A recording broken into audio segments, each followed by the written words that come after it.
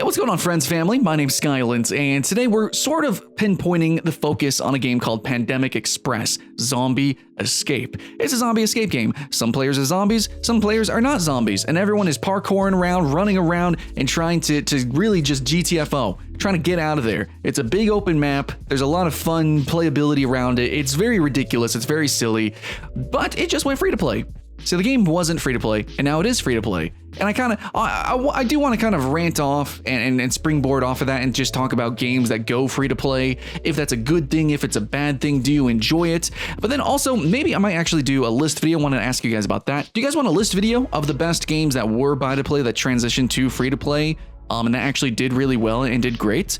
But first, let's go ahead. We got to get that watch time up. Let's talk about this game, Pandemic Express, okay? And why I liked it, I enjoyed it, but why I really couldn't promote it or talk more about it, even though I'm such a huge fan of asymmetrical multiplayer. I'm one of the only YouTubers who actually even did multiple list videos. I did, but even just a singular asym multiplayer video. So I'll link those in the comments below. There's a lot of fun games. You guys might have played Evolve, maybe Left 4 Dead, but there's a ton of great games out there that you can play. And I want to do that list again, even though I know it's a niche. And you know what, guys, I understand not everyone has the same passions, but it's still really fun to just find new games and try to share these experiences with you guys. But it's really hard to promote that on the YouTube algorithm. So, you know, if you guys could help out a little bit, bump the thumb, things like that, leave a comment, I don't know, YouTube call to actions. It does help. It helps. YouTube literally tells me in my little analytics, hey, your followers are doing this. It's doing pretty good. So yeah. Anyways, guys, I can rant off a little bit about Pandemic Express.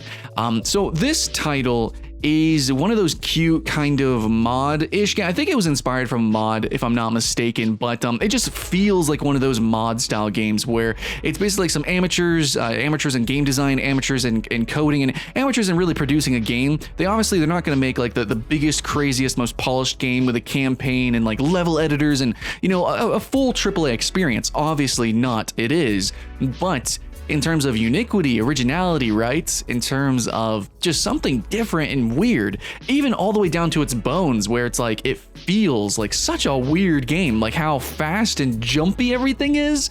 Yeah, no, Pandemic Express is something else. The only thing I can really liken it to is if you guys played probably custom games similar to this inside of Halo or maybe Quake or, you know, some mod somewhere for some game. Yeah, pretty much that's what it feels like.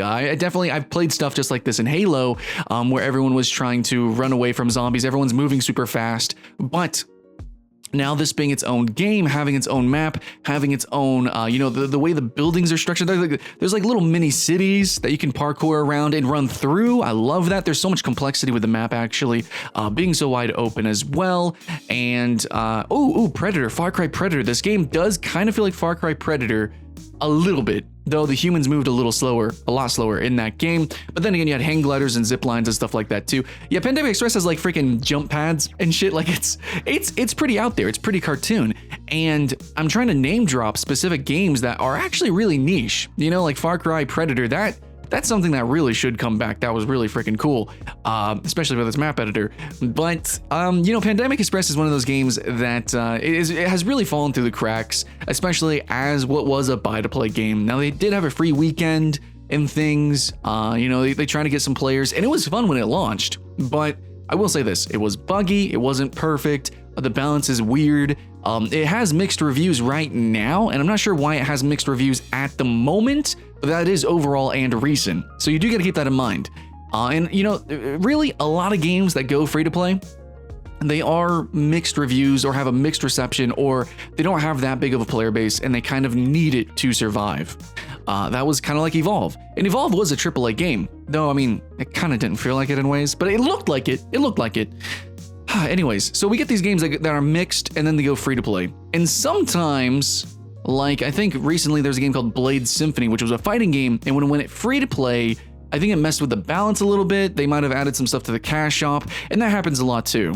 But with Pandemic Express, I honestly, I can't express why that, you know, how the free-to-play is better or worse in terms of what they changed. But what I can say is just inherently, it's a really fun game that even if it was negatively reviewed overall, it's still a unique game that you should try. You know, that was actually the case don't kill me, guys. Just a messenger, not really.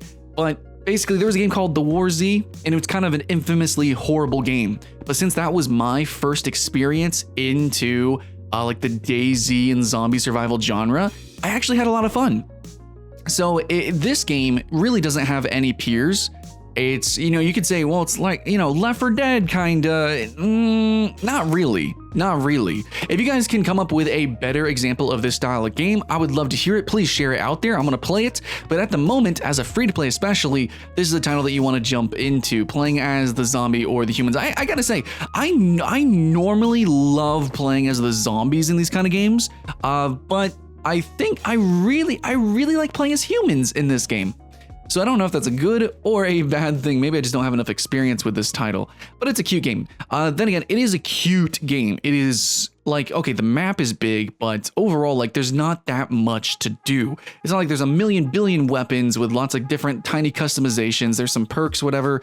It's just not the most deep experience, but it is such a cute little game, and I love it, I love games like this and SCP. If you're a fan of SCP, you might like this game as well, though they play a little bit different. But overall, these asymmetrical multiplayer games definitely should be free to play, in my opinion.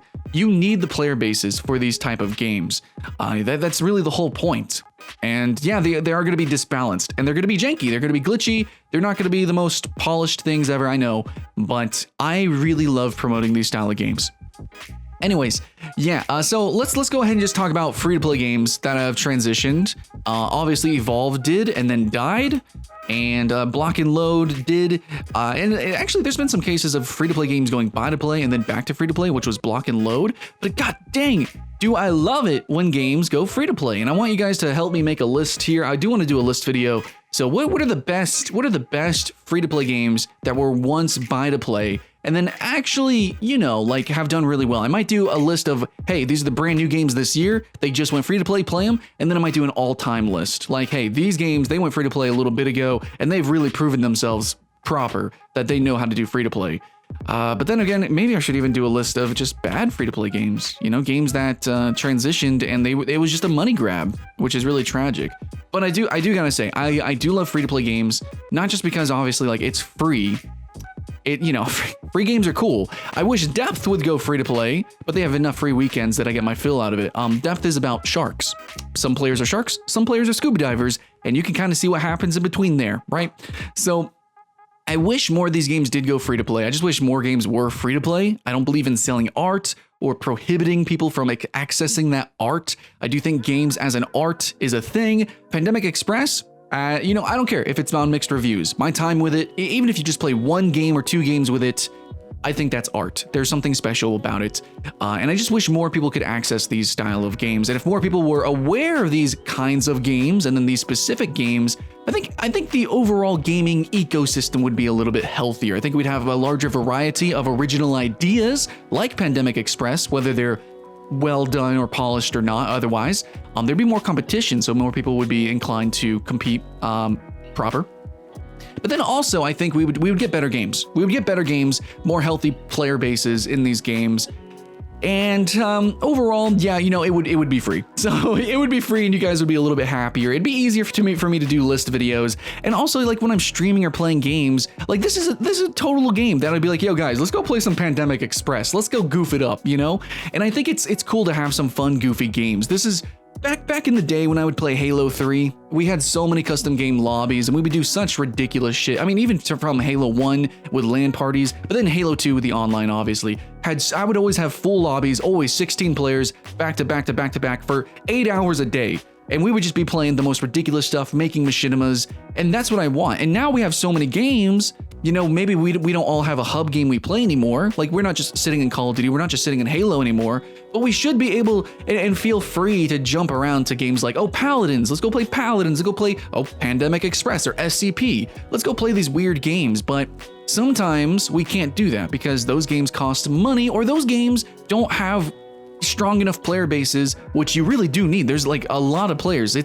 Pandemic Express is not like a 4-player kind of game like Left 4 Dead. You need like a big team battle. It's like 16 or more players, or I would say 10 players, to really feel good in Pandemic Express. So these kind of games really should have launched as free-to-play, and if they do go free-to-play, I think modern reviews and people who have already done reviews on these games need to re-review these games, because in my opinion, when the way, I guess what I want to say is the way a consumer interacts with something, like how they consume something, whether you pay a subscription or you just spend $100, you get DLC fighters, what are the microtransactions, basically the cost of a game, and that's also time investment, that should all be put into account, not just how pretty the graphics are or how in-depth the combos might be, or a lot of the very obvious game design stuff that anybody can really review and just read off the box.